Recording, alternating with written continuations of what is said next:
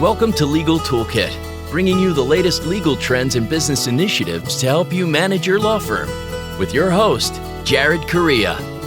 You're listening to Legal Talk Network.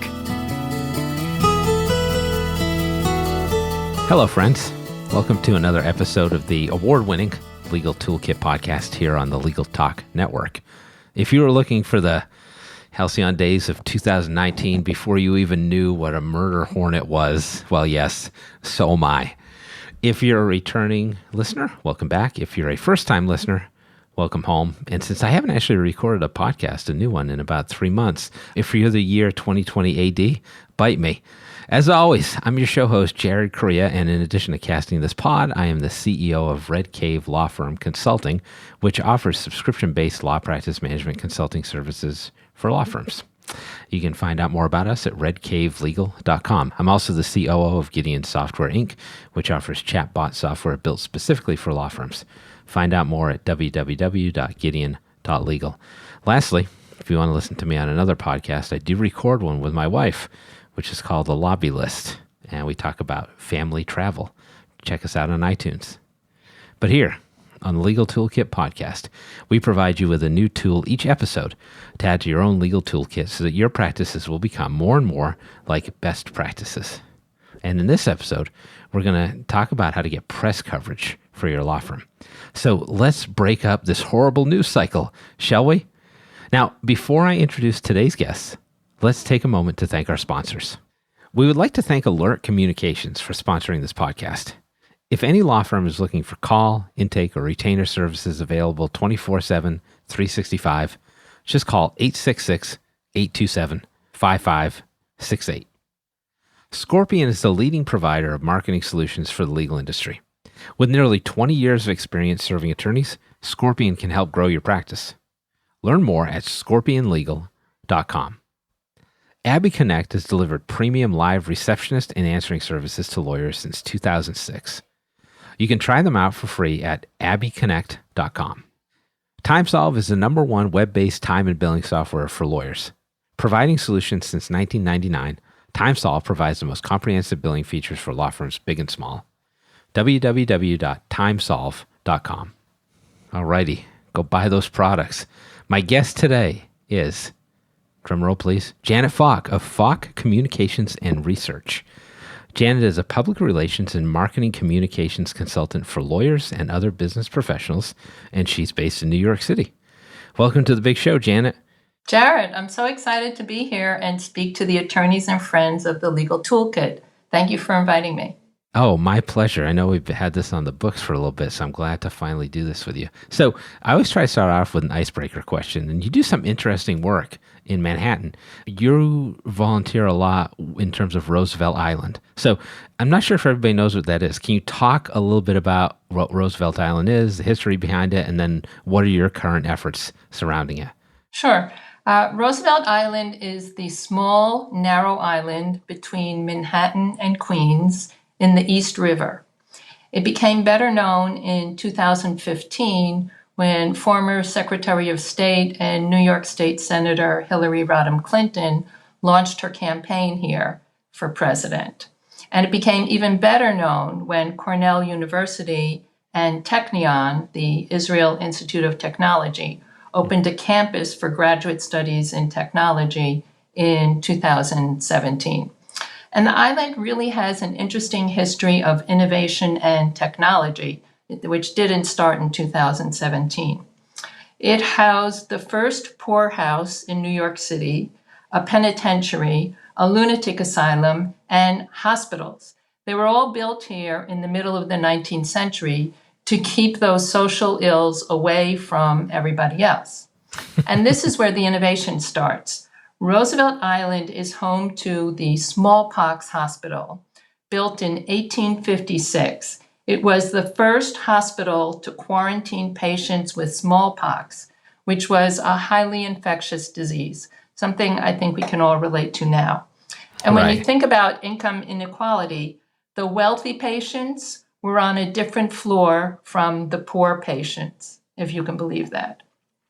Now, nearby for a different hospital was Strecker Memorial Laboratory, which was the first pathology laboratory in the United States, started in 1892.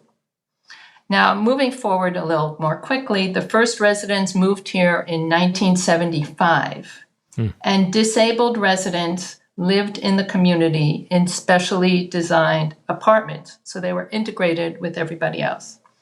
Many people know of Roosevelt Island because of the aerial tram, which connects Roosevelt Island to Manhattan. It was started in 1976, and if you've seen the movie Spider-Man, then you know what I'm talking about.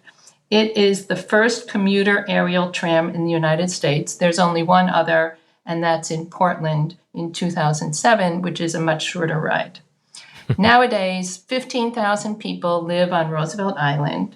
There's a public school up to grade 8. There's a supermarket, 7 restaurants, a drugstore, and some small shops.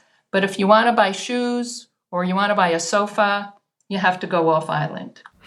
As for my activities on the island, I'm an elected member of the Roosevelt Island Residents Association, which is like a town council, only we have a very limited budget. And I'm also a consultant to the Roosevelt Island Historical Society, which is how I know so much about the history of the island. You may know more about the history of the island than anyone, right? I'm impressed. Yeah, well, the president knows more, believe me. And I'm also an active member of the Roosevelt Island Jewish Congregation. So there you have it. Roosevelt Island, suburban living in the heart of New York City. That's awesome. I appreciate that. I love it when we can do historical stuff here. That was really useful. All right. So now let's talk about your stuff that you do. So I alluded to this in the open, but like the news cycle is pretty disturbing right now, right? Not smallpox, but we've got the coronavirus still going on as we speak. So tell me, why do lawyers want to be in the news cycle now? And the follow-up question I have to that is there an effective way to like break through that cycle of negativity to talk effectively about what you do as a business professional? Jared, I would say that it's always a good time to be in the news because if you are not promoting your practice, your insights, and your services, who do you think is going to do that for you, right? That's a good point. So it's always a good time to be in the news. Now, today, people are very sensitive and they want to show that they're sympathetic to the raging crises before us.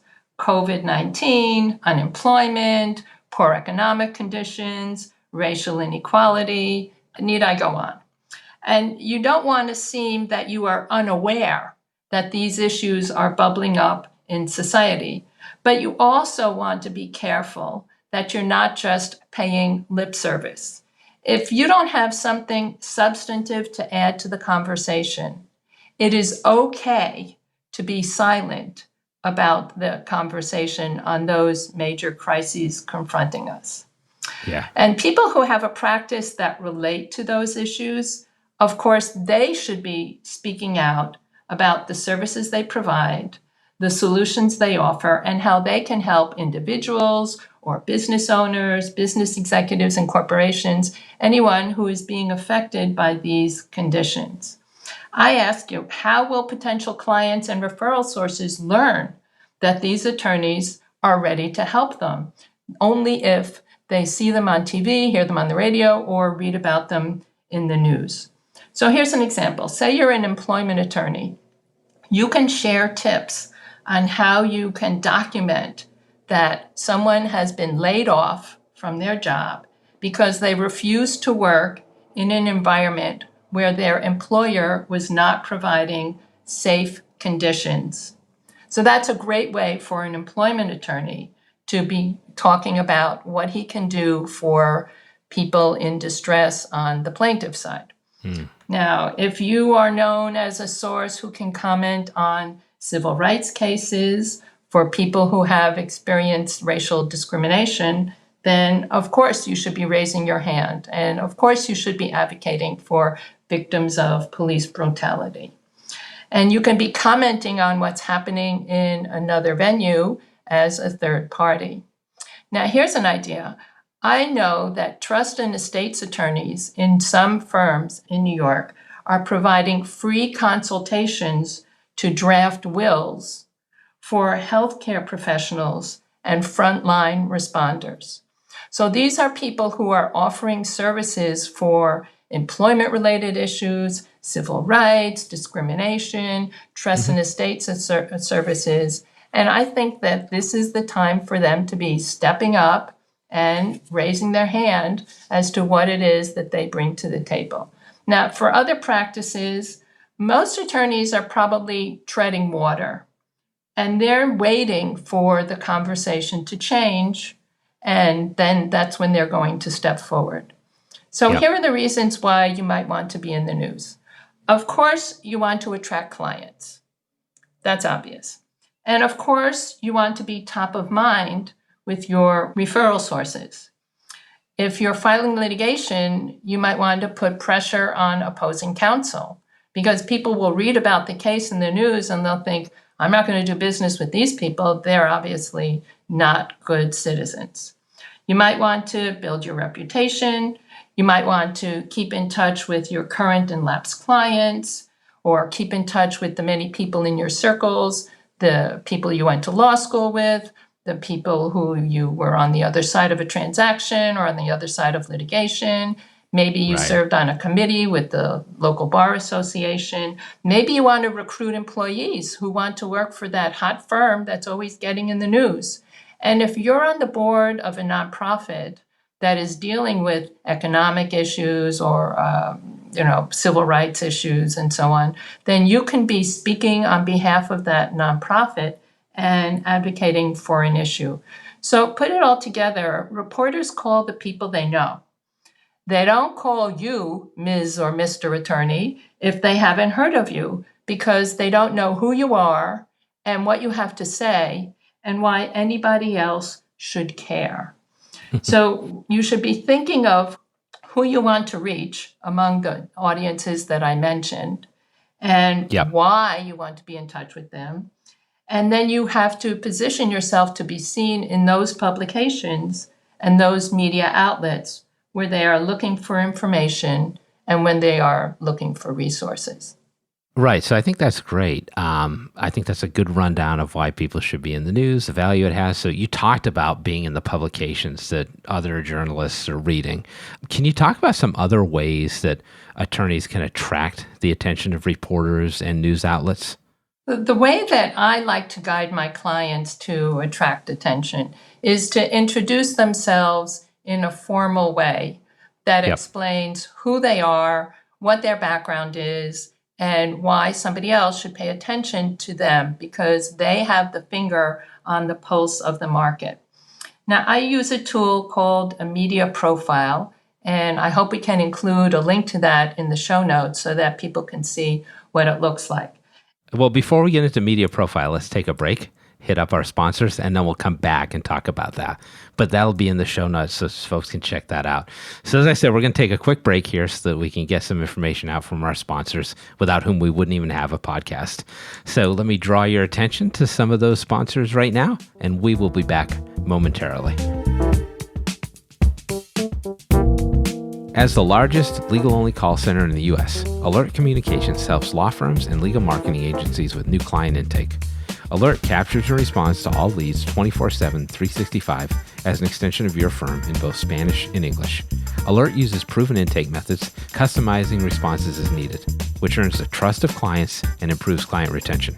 To find out how Alert can help your law office, call 866-827-5568 or visit alertcommunications.com/LTN. Imagine billing day being the happiest day of the month instead of the day you dread. Nobody went to law school because they love drafting invoices for clients. At TimeSolve, our attorneys save on average over 8 hours a month in billing work. That means more billable time and turning billing day into happy day. Learn more about how to get to your time and billing happy place at timesolve.com. That's www.timesolv.com. Remember, that's timesolv.com. All right, thanks for coming back, everybody. I've returned from raiding the Rolo stash I keep under the bed. So let's get back to our conversation with Janet Falk of Falk Communications and Research about how law firms can get press coverage.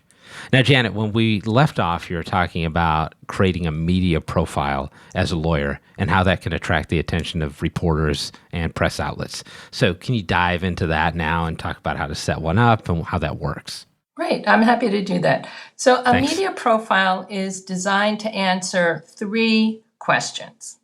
The first question is, why you? Why you, Ms. Attorney or Mr. Attorney, and not your colleague down the hall or your competitor across town?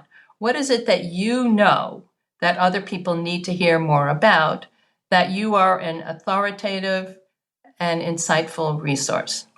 And the second question is, why now? What is happening now in the industry or in the market or in the community that is different from what was going on before? And the third question is, why should anyone care? In other words, looking at an individual or a business owner, a business executive or a corporation, how will your insight help them to save time, save money, or make more money? So a media profile is designed to present you, attorney, as a reliable, authoritative source who has your finger on the pulse of the market and the law and knows that you can help others save time, save money, and make more money. So the first part of the media profile is to provide your contact information, your name, the name of your firm, your phone, your email, and your address, your physical address, because we don't want to construe this as an advertisement, and we want to make sure that a person who sees it will be able to get in touch with you. And that's part of the rules of professional conduct. Then you have 3 to 5 sentences about your practice. So let's say you do products liability or personal injury, just as an example. Now we're going to give a little bit more detail with a few bullet points on what you do within that practice. Do you focus on drugs? Do you focus on medical devices? Maybe airline equipment, or maybe children's toys? Now you've outlined your practice and you've gone a little more granular, specifically about the kinds of cases that you handle. We're going to talk about some hot topics or trends that people need to know more about. Any reporter knows what happened already. They want to know what's going to happen before it happens so that they can share that with their readers and their readers will benefit. Now, the next part is a snappy quote so that the reporter can imagine what it would be like to talk with you. And there'll be something that would be quotable and memorable. And finally, if you don't take your own phone calls, if you have a public relations colleague, a public relations consultant, or an assistant, then that person is the one to contact. So make sure that their name, phone number, and email address are available there. Now, this media profile is not one and done. You have to update it either quarterly or semi-annually because there are new issues that are going to crop up. There are deadlines for compliance and legislation, and there are new topics that you might be addressing as your practice evolves.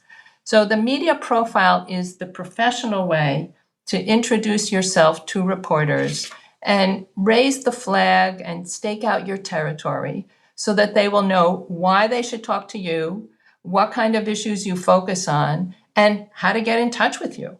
There you go. I love that. That's great. So, is this something that you're sending to reporters when they contact you? Is this something you're sending to reporters to derive interest, or both? How do you push this out there?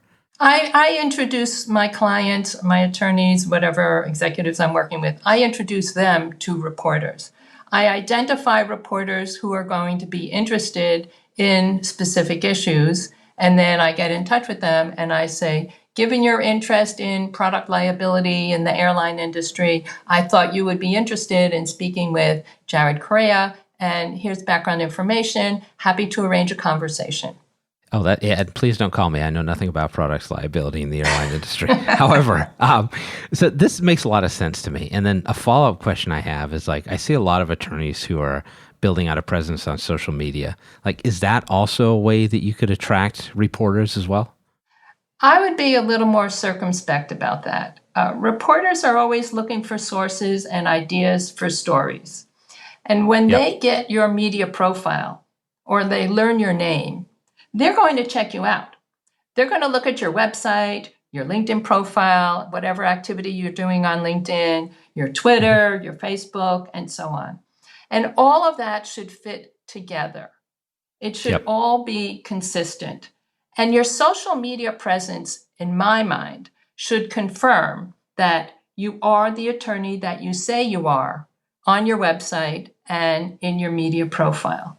Now, here's where it gets a little tricky and technical. If you're not already connected to a reporter on a social media platform, then they will have to look for you or look for the topic that you are discussing on that platform. Now, remember, they don't know you, so they're going to be looking for the topic. But even if you are connected to the reporter, I bet you know this, Jared, only 9% of your LinkedIn contacts see your posts on LinkedIn. So that means that 90% of your contacts never see what you're posting on LinkedIn, right? And on Facebook is only 2%. So no matter how active you are on social media, on those two platforms, the odds are really against somebody just stumbling across your information. Even the people that you know might not see what's going on. So I say that social media is less likely to capture the attention of a reporter. Now, let's go back to what I said earlier about the media profile. Let's imagine that we are a products liability attorney or a personal injury attorney, and we're active on social media. We are going to use hashtags that will flag the content in the post so that it will be seen in connection with that issue, whether it's hashtag drug, hashtag medical device, hashtag children's toy, hashtag airline equipment, and product failure. Now, do you think that an airline industry reporter is going to wake up in the morning and say, gee, I wonder what's happening in the product liability area for airplane equipment. I really ought to check out social media and see what's cooking there. Now, that's not what's going to happen. What's more likely to happen is an industrious public relations professional has identified a reporter in the airline industry, and she figured out that a personal injury attorney who has a case where someone was seriously injured, allegedly, due to a part malfunction on a plane that led to a crash, that this reporter from the airline industry might be interested in talking with this attorney about airplane safety. And in fact, that is exactly the approach that I took. I represented an attorney with a bankruptcy practice. She focused on the airline industry. I introduced her to a reporter in her hometown of Chicago who followed the airline industry using a media profile. And they got together and had coffee and chatted for 45 minutes. And maybe 4 weeks later, the reporter published a story, and it was about the prospect of bankruptcy in the airline industry. Now, this reporter was from Thomson Reuters, the Newswire service. And because of that, it was picked up in newspapers all around the world. This was a big success because the article had 5 quotes from the attorney, name of attorney, and name of law firm. And since it was published in newspapers all around the world, coming from Thomson Reuters Newswire, then her phone started to ring.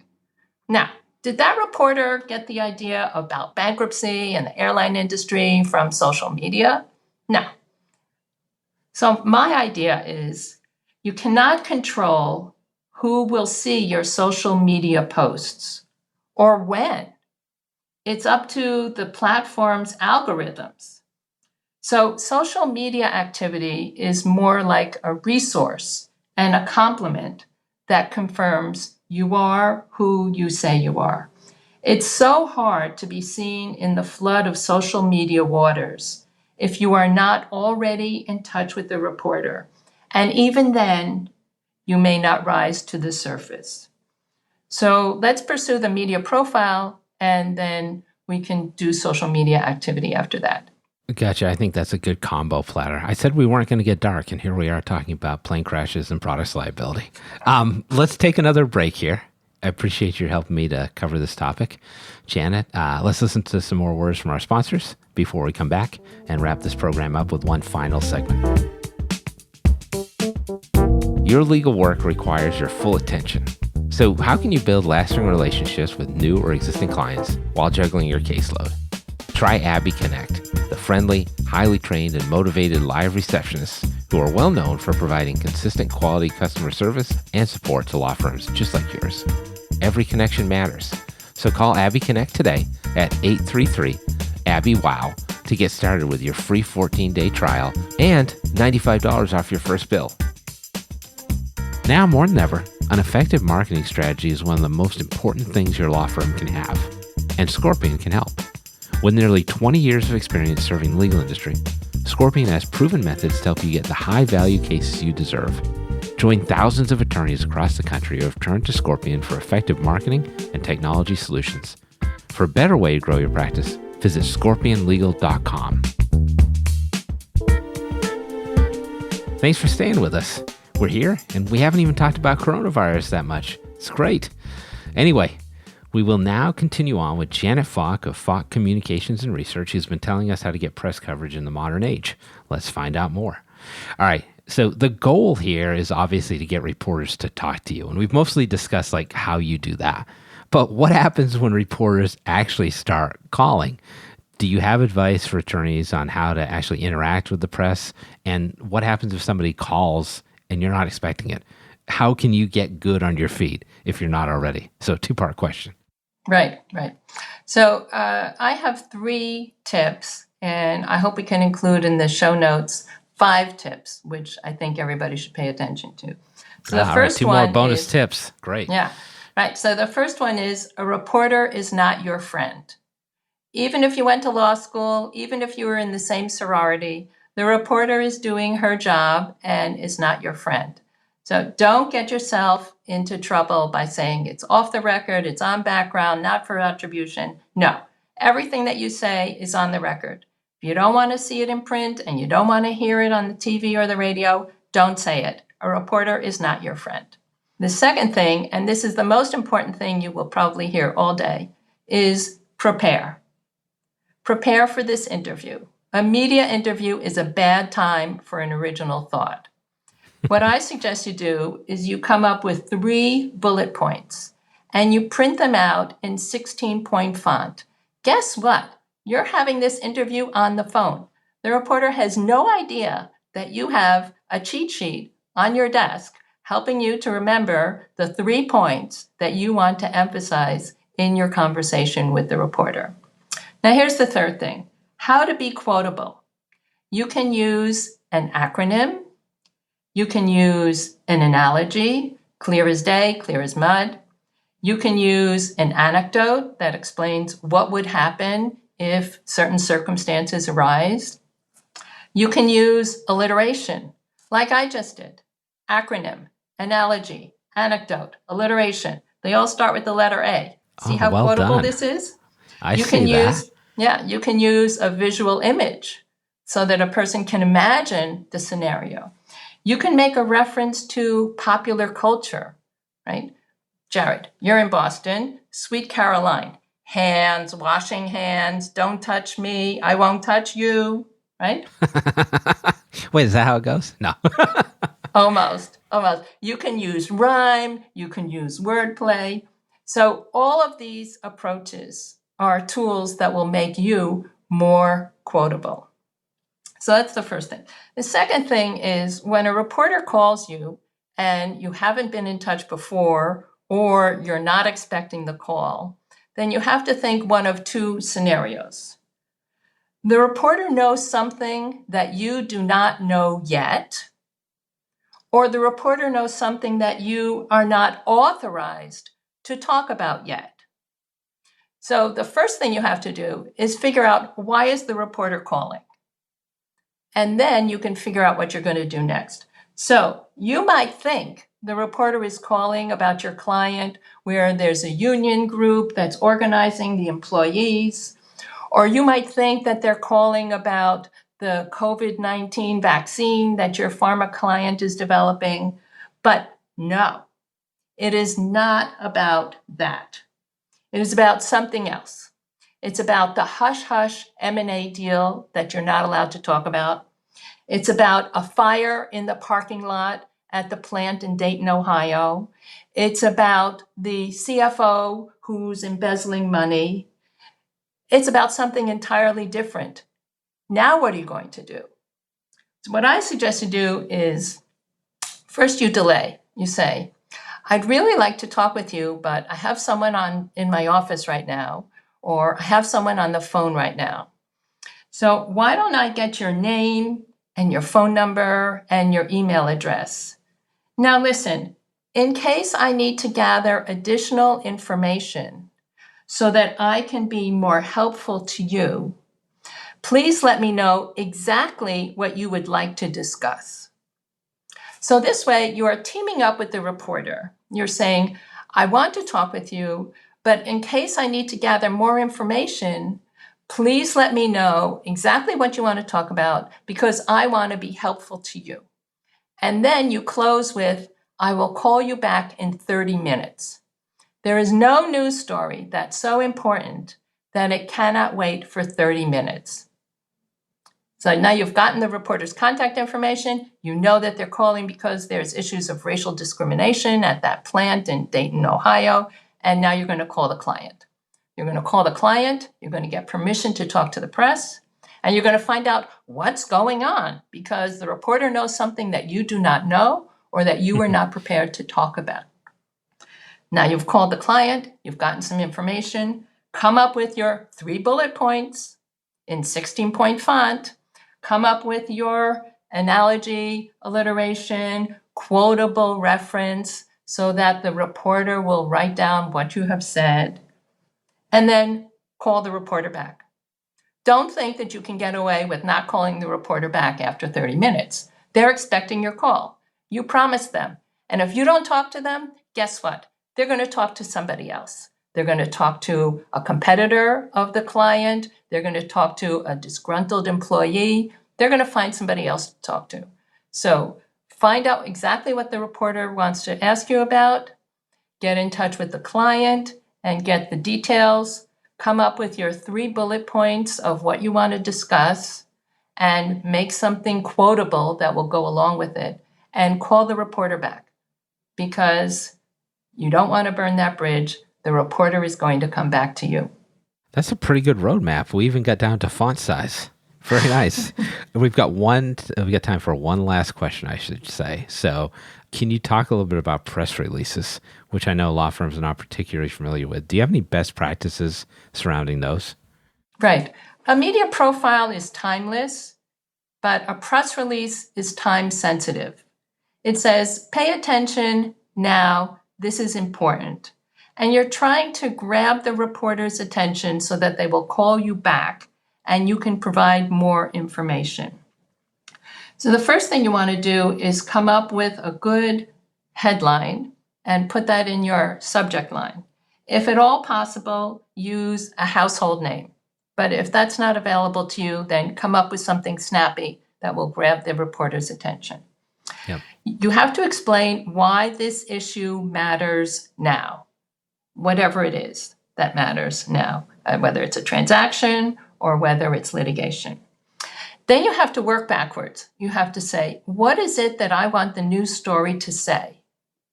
And then put in all that information that you would like to see in the news story. Because if it's not in the press release and the reporter, who is besieged by many other things, does not have the time to call you back, is not going to get into the story. So think, what is it that you want to have in the story? And make sure that it's in the press release and then work backwards in that way. Now, finally, you want to have a quote, something that's memorable, because as I said, if the reporter doesn't have the opportunity to call you back, your quote is what's going to be in the story. So you should focus on the headline. You should focus on what must be in the story and make sure it's in the press release, and focus on your quote being snappy and memorable in that moment now. I say we have like a media playbook at this point. Very nice. Sadly, however, we've reached the end of another episode of the Legal Toolkit podcast. This was the podcast about how lawyers can get better press coverage, and we've been talking with Janet Falk of Falk Communications and Research. Now, I'll be back on future shows with further insights into my soul, the soul of America, what's left of it, and the legal market. If you're feeling nostalgic for my dulcet tones, however, you can check out our entire show archive anytime you want at LegalTalkNetwork.com. So thanks again to my guest today, Janet Falk of Falk Communications and Research, for making an appearance. Janet, can you tell everyone how they can find out more about you and the services you provide? Oh, absolutely, Jared. And by the way, I offer a free 30-minute consultation, and I guarantee 2 ideas, whether it's about media relations, LinkedIn profile, newsletter, and so on. My website is my name, Janet, Janet, L for love, F is France, ALK.com. JanetLFALK.com. And I am active on LinkedIn, and I have a monthly newsletter where I share tips like these. Awesome. And if that consultation, that free consultation, is anything like this half-hour show, it should be very productive. So Janet Falk of Falk Communications and Research, thanks again for appearing on the show today. My pleasure, Jared. Thanks for inviting me. Finally, thanks to all of you out there for listening. This has been the Legal Toolkit podcast, where danger is my middle name. Actually, the D stands for Daniel. Take care, everybody. Thanks for listening to Legal Toolkit, produced by the broadcast professionals at Legal Talk Network. Join host Jared Correia for his next podcast covering the current business trends for law firms. If you'd like more information about today's show, please visit LegalTalkNetwork.com. Subscribe via iTunes and RSS. Find Legal Talk Network on Twitter, Facebook, and LinkedIn. Or download the free app from Legal Talk Network in Google Play and iTunes. The views expressed by the participants of this program are their own and do not represent the views of, nor are they endorsed by, Legal Talk Network, its officers, directors, employees, agents, representatives, shareholders, and subsidiaries. None of the content should be considered legal advice. As always, consult a lawyer.